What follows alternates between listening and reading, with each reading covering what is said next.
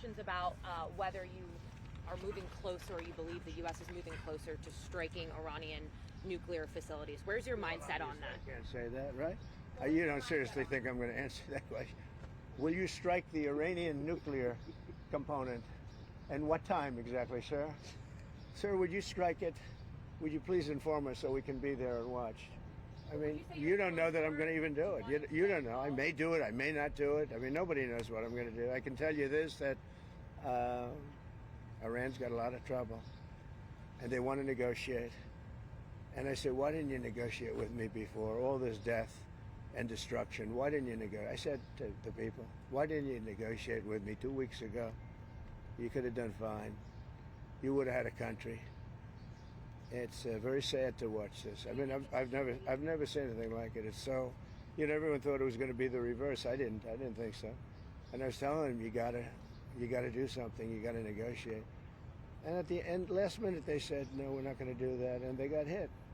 Remember 60 days, and then came the 60. 61 is going to become a very famous number. That was one hell of a hit. That first hit, that was one hell of a hit. Not sustainable, to be honest. That's where it ended. It ended on the first night. Yes. Is it too late, though? Do you think it's too late to now? Really, nothing's too late. The only thing too late is Powell. Powell's too late. Too late, Powell. Have the Iranians reached out to you, Mr. President? What? Have the Iranians reached out to you? Yes. And what did they say?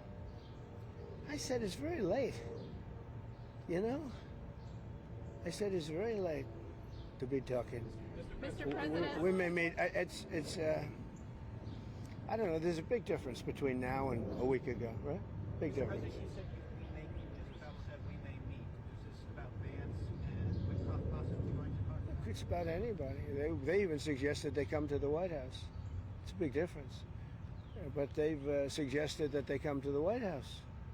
That's, courageous, but, it's like not easy for them to do. But they suggest, because I can't go now because of what's going on. I had to come back early from the G7, which was terrific, by the way, in Canada.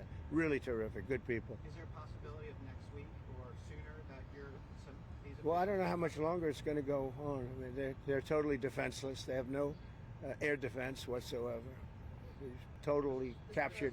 We've totally captured the air, Brian. Yeah, Mr. President, you've been fairly compassionate towards the Iranian people's suggestions. They're human beings. I know a lot of people from Iran, from New York, from Washington, mostly from New York. They're incredible people. They're smart. They're energetic. They can be difficult, but so can you. No, they're great people, smart people. And those people are getting the hell beat out of them now. And it's really a shame. It's so stupid. It's so stupid. It's another one, Russia, Ukraine is so stupid. Would have never happened if I was president.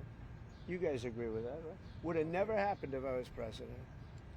Putin would have never done it. And I spoke to him yesterday, and I said, he actually offered to help mediate. I said, do me a favor. Mediate your own. Let's mediate Russia first, okay? I said, Vladimir, let's mediate Russia first. You can worry about this later. But I think that's going to work out too, but it's so many people have been killed. The big thing with that one is far more people are dead than have been reported in the Ukraine, Russia. Many, many more people. A building falls down, they say nobody was hurt, So what does unconditional surrender mean? Well, you know what it means, unconditional Can you surrender. explain it for Two those very who simple don't? words, very simple. Unconditional surrender. That means I've had it. Okay, I've had it, I give up, no more. Then we go blow up all the all the nuclear stuff that's all over the place there. No, they had bad intentions. For 40 years they've been saying death to America, death to Israel, death to anybody else that they didn't like. They were bullies. They were schoolyard bullies.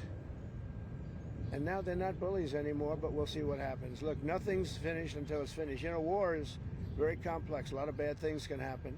A lot of turns are made. So I don't know. I wouldn't say that we won anything yet. I would say that we sure as hell made a lot of progress. And we'll see. The next week is going to be very big. Maybe less than a week. Maybe less.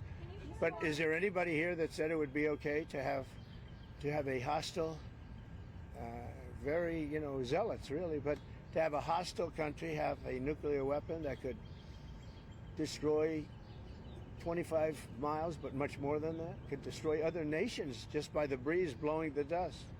You know, that dust blows to other nations and they get decimated. This is just not a threat you can have.